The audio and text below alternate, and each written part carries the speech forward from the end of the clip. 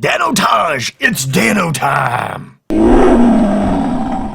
Welcome back to the wilderness on the internet. I am the Hunter Wild, partnered broadcaster over at twitch.tv/the Hunter Wild, and over on Twitter at the Hunter Wild TV. This is another installation of Deep Casting. We're going to be talking about schedule and taking time off, why that is hazardous, and why it is beneficial. We'll let you make the decisions for yourselves. I'm just going to lay out that information, tell you what I've done, tell you my perspective. Let's dive right in. Why do you want to schedule? Straightforward, right into the meat of the subject. You want to schedule because most people's lives are on a schedule. Most potential viewers of yours, they have things going on in their lives. They don't just sit around watching Twitch all day, and anytime that you go live, they're ready to go. They have a schedule for their lives, which means they have a schedule for their free time. A schedule for their free time, that's when Twitch comes in, right? So if you are always broadcasting at pick any time, whatever time it happens to be. For the example, if you're always broadcasting at 1 p.m., you always start your broadcast at 1 p.m., you always go for 3 hours, whatever it happens to be. People whose schedules accord with yours, with that broadcasting schedule, that's how you build a community. That's how you get return viewership. Cut and dry, plain and simple, as straightforward as it can be. If you're broadcasting at different times every day, it's very, very difficult for you to get the same people into your broadcast for each of your streams. Communities and broadcasts are not built by random strangers popping into your stream each time. If you're broadcasting at a different time every day, you might be getting in new viewers every day, but the likelihood of them returning is very, very small because your schedule, which is completely random in this example, is totally divergent from whatever possible schedule they could have, unless that's the rare person who actually sits around all day and watches Twitch. Now, why would you choose one schedule over another? That's a hard one. That's a bit of a hard one to talk about. You might want to Google some analytics for Twitch peak viewership times and stuff to see when things are actually happening on Twitch itself. But otherwise, here's some food for thought. Here's some things to consider. There are two main prime times.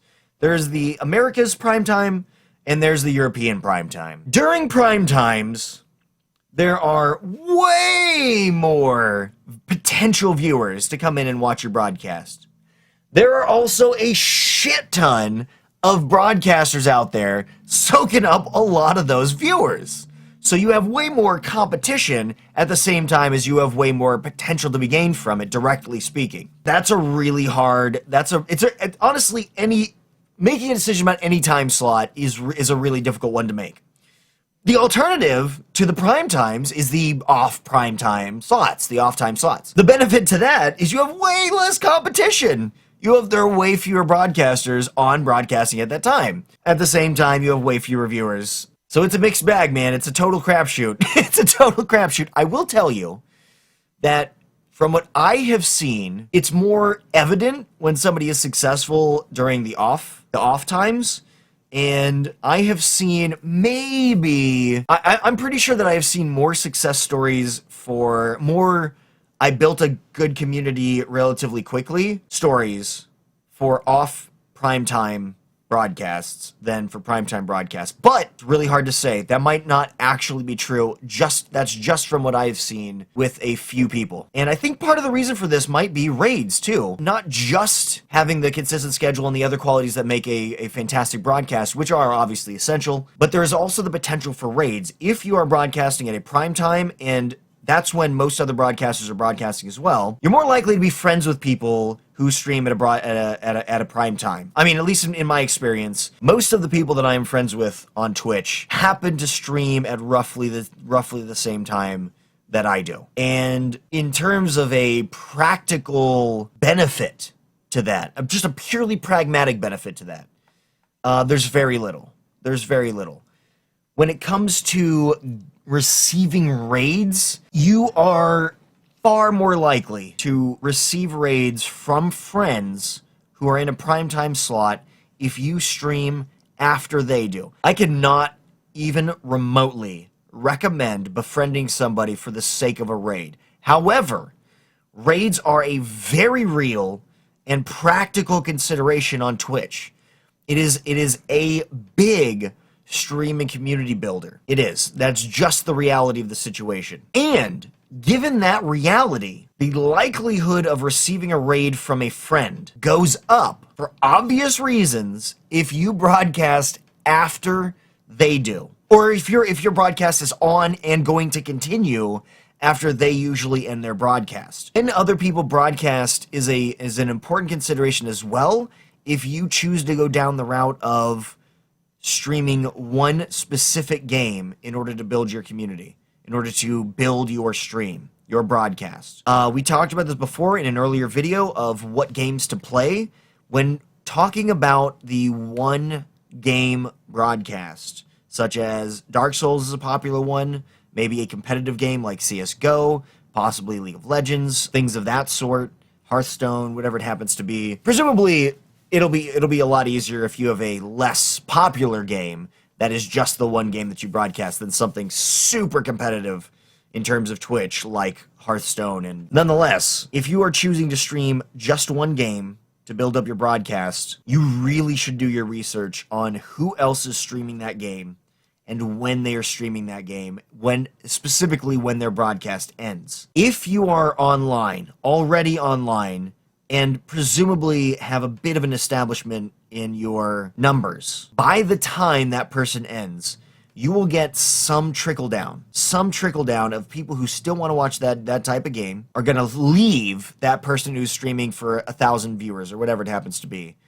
At least some of them are going to go out into that game section, that particular game on Twitch, and find other broadcasts.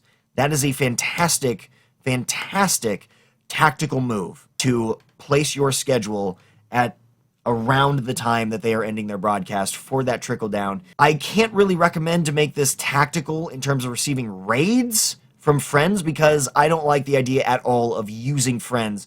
But simply on the practical side of things, the reality is that you can't get raided by them if you stream at the exact same times as your friends. You can get raided by them if you stream after them. It's a reality to take into account. All right, next, taking time off.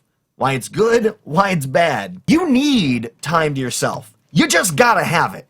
A happy streamer makes for a happy stream.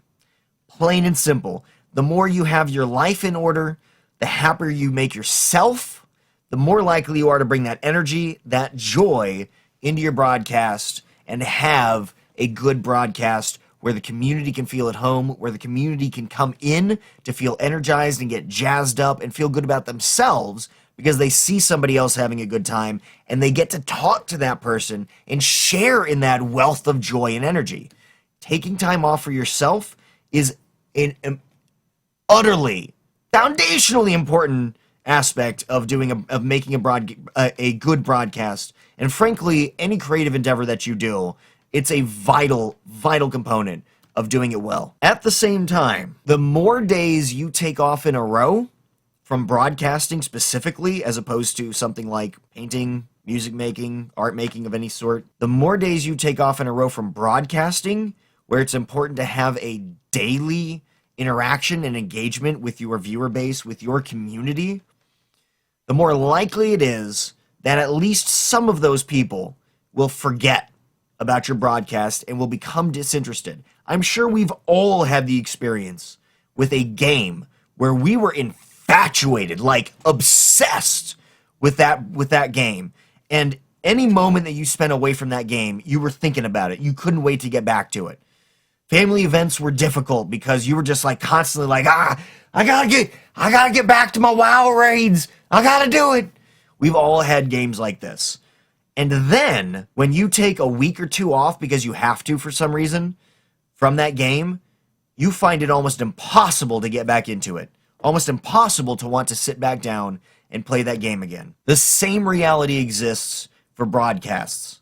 The longer you spend away from broadcasting, the more likely that any given viewer will have that experience. As much as they might have been in love with your broadcast before, there is a chance that they will forget about it, that it will not trigger in them the same kind of sense of commitment as they had before. I have felt this myself as a viewer, and it's very strange, but it is also a reality that you have to account for. Take time off for yourself, but taking too much time off is very hazardous for exactly that reason. If you have to do it, do it. It's far better to keep control of your life and keep control of your emotions, keep control of your state of being, than it is to have a successful broadcast in the moment. Because you can always come back and rebuild your broadcast when you are up and ready to go again. If you need you time for a month straight, you get that you time, for sure. You have to prioritize yourself if it comes down to it. If it comes down to the nitty-gritty, you should prioritize yourself over your broadcast. However, if there's any chance, if there's any way that you can do both at the same time, get your you time in order to keep yourself locked and loaded and not just freak out and have a mental heart attack, and continue to broadcast, do that. But don't burn out. We didn't talk about burnouts yet. I have talked about them in other deep casting videos, but burning out is a very, very, very real hazard too. Try and push some boundaries with something like a 30-day challenge to stream 7 days a week, or a 30-day challenge to stream 5 days a week. If you currently stream 3 days a week and you're not seeing growth, try and push your boundaries, but for a fixed and limited time. For a fixed and limited time, so that you have a clear endpoint, but a really clear time during which you're pushing your boundaries, pushing your comfort zone, seeing what it's like to get outside of that without doing a long-term commitment of like, no, now I'm just going to be streaming 6 days a week. If you make that commitment and 3 weeks in, it turns out that you can't cut it, then you're changing your schedule. You look like a flip-flop. It looks a little weak. I got to tell you, it looks a little weak. There might be great reasons for it, but this is why you might want to do something like a challenge. If you do a challenge, there's a clear ending to it. And you still get to see what it's like, to see whether or not it's something that you can do full time. You might not want to talk about it. You might just want to leave that internally. But let people know that you're doing a challenge. Let them know that they can come back on the specific days that are different from what your normal schedule has been, and that you are looking to bring the schedule back into the normalcy, the stuff that has been before, after you're done, but you want to challenge yourself, see what it's like. I don't know. You might find it to be very productive, and you can also cut out of a challenge early if it turns out that you need to and go back to your regular schedule, and it doesn't look nearly as bad as if you change your schedule twice, 3 times, whatever it happens to be, like full on change it. There's something about changing a core, almost mechanic of the stream, such as a schedule. There's something about that that is just really off-putting when it looks like you're making permanent changes impermanently, right? In my own experience, I started broadcasting at 6 days a week, 12 hours or more a day, every day. I'm a little different from the average broadcaster. I'm a little different from the average person when it comes to pursuing things that I'm passionate about. I tend to dive right in and try and make success happen as quickly as possible without sacrificing myself, right? I know where my boundaries lie, and they're pretty goddamn high, but I know where they lie, and I know what not to do and what lines not to cross in order to make the success that I feel that I need to and that I feel like I'm capable of. It's vitally important for you to know yourself and make decisions based on that for both those challenges that I was talking about as well as your normal schedule. Make the normal schedule based on things that you know you're totally capable of doing. Make the challenges based on things that you believe you're capable of doing but you're uncertain of, and you just want to see what it's like. You want to see what it's like to push those boundaries.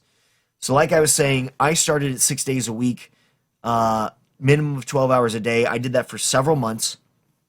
Then I toned down the amount of time I was spending per day, still 6 days a week. Did that for several months. Then it turned out that I needed an extra day off. So I cut it. I cut one extra day out of my schedule. So I went to 5 days a week because I had tendonitis in both of my hands that was preventing me from gaming as much as I wanted to. And it did hurt the broadcast in terms of numbers and community and subscribers and so on, and income. But it was a smart move because it gave me time to heal, and it gave me the opportunity to not have to take a month off from using controllers and mouse and keyboard and playing games in order to get a full-scale healing because I went too far overboard. Same thing can happen mentally, too. Mentally, spiritually, emotionally, whatever it happens to be. Same kind of thing can happen. Same kind of time might be needed off. But try, first and foremost, to make incremental schedule changes, such as how long you stream, not what time you start. Maybe one extra day off as opposed to taking 2 weeks off or whatever. Try and get incremental changes to your schedule as opposed to broad, sweeping changes that could have a long-term detrimental effect and short-term detrimental effect, as opposed to just maybe losing a few viewers who only come in at the end of your stream and you cut it by 2 hours, or people who, I don't know, the few people who might not come back because you added an extra day to your off time. You know, you're still going to keep most of the success that you've already built up, maybe not all of it, but it'll still be better for you, which allows you to persist in going through with this career and allows you to keep success rolling out for the longer term. Yet again, a happy streamer makes for a happy stream. Do what's good for you at the same time as you're trying to keep your stream together in terms of your schedule. Take time off, but not too much time, and you will have nailed one of the components that's required to have a successful stream on Twitch. If you got something out of this and enjoyed the video, make sure that you click on that like button, share it on Twitter. If you want to see some more videos, including highlight reels from the broadcast, some YouTube exclusives, more stuff in the Deep Casting series, click on that sub button, or you can check out some other videos right up in here. I cannot wait to see you over on twitch.tv/thehunterwild, at the Hunter Wild TV on Twitter. I want to get to know you. Bring it on in. Until next time.